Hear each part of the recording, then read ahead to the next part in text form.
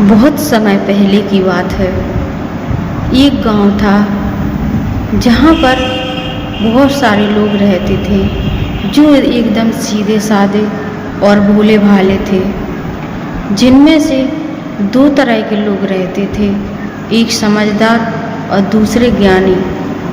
कुछ लोग मूर्ख भी थे जो खुद को ज्ञानी बताते थे और जो समझदार थे उनको मूर्ख बताते थे।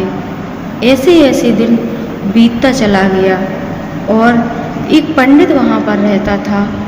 उसने सोचा, अगर जी मूर्ख लोग अपने आप को ज्ञानी समझते रहेंगे ऐसे ही, तो इस गांव का विनाश होगा।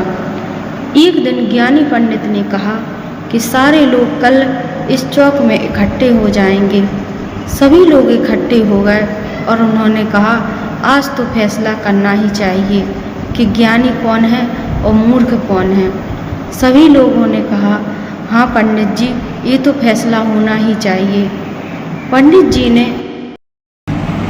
जी ने कहा, आज हम आप सभी लोगों को बताएंगे कि ज्ञानी कौन होता है और मूर्ख कौन होता है।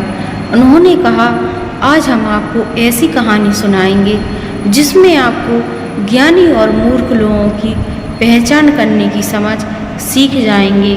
तो चलिए हम इस कहानी को शुरू करते। यह कहानी 3 मित्रों की है।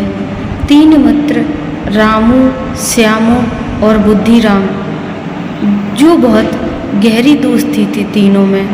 तीनों ने एक दिन सोचा कि चलो अपन शहर जाके कुछ व्यापार करते हैं। तीनों निकल पड़े। चलते चलते रास्ते में उन्हें एक नदी दिखी। नदी पर एक पुल टूटा हुआ था, जिसे देखकर रामू ने कहा कि यह पुल तो टूटा हुआ है, इससे जाना खतरनाक होगा, इसलिए अपन वापस चलते हैं। लेकिन श्यामू ने कहा, नहीं, ऐसा नहीं करेंगे, अपन इसमें कूद जाते हैं और कूद के पार कर लेंगे नदी को। लेकिन तभी बुद्धिराम ने कहा कि ऐसा नहीं है, अगर अपन नाव की खोज करें और अगर नाव नहीं है तो एक पेड़ को काटकर अपन नाव की आकार की बनाकर उससे अपन पार हो सकते हैं। यह सुनकर तीनों ने अलग अलग विचार किया।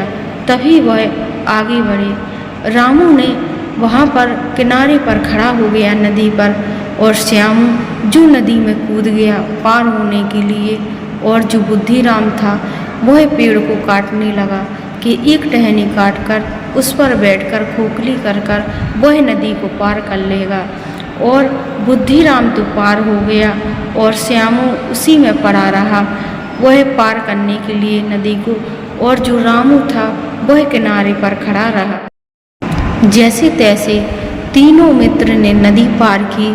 तभी आगे चलते हुए उन्हें एक गांव नजर आया, और गांव में कुछ लोग चमकीला पत्थर था जिसे वह सोना मार रहे थे, उसको बेच रहे थे। रामू ने सोचा, यह तो सोने का पत्थर है, क्यों ना मैं इसे खरीद लूं और धनवान बन जाऊं। उसने वह पत्थर खरीद लिया सारे पैसे देकर। श्यामू यह सब देख रहा था।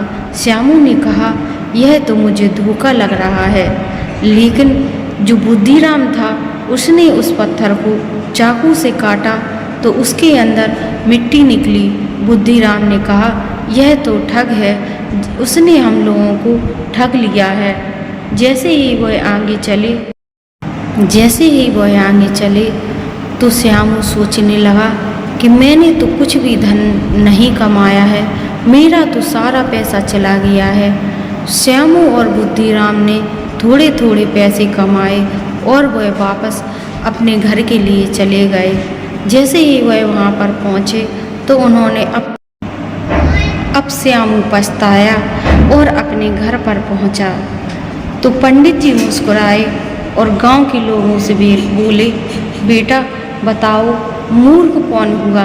तो सभी गांव वालों ने कहा कि पंडित जी, मूर्ख तो रामू बना, जिसने कुछ भी नहीं कमाया, बिना सोचे समझे अपने सारे ही पैसे गंवा दिए। पंडित जी ने कहा कि मूर्ख लोग ऐसे ही होते हैं। मूर्ख लोग ना तो कभी किसी की सुनते हैं, सिर्फ अपनी अपनी चलाते हैं। और उन्हें कभी किसी पर भरोसा भी नहीं रहता, ना ही वो भरोसे के लायक होते हैं।